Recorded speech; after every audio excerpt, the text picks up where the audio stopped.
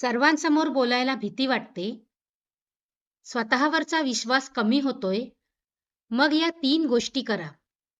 तुमचा आत्मविश्वास नक्कीच वाढेल. आत्मविश्वास वाढवण्याचे 3 प्रभावी मंत्र. 1.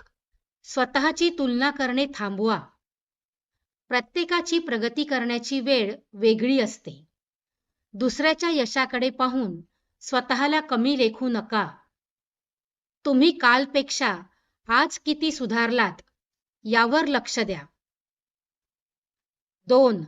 छोट्या यशाचा आनंद साजरा करा. दिवसभरात एखादं छोटं काम जरी चांगलं झालं तरी स्वतःला शाबासकी द्या. ही छोटी यशच मोठा आत्मविश्वास निर्माण करतात. 3. देहबोली म्हणजे बॉडी लँग्वेज सुधारा.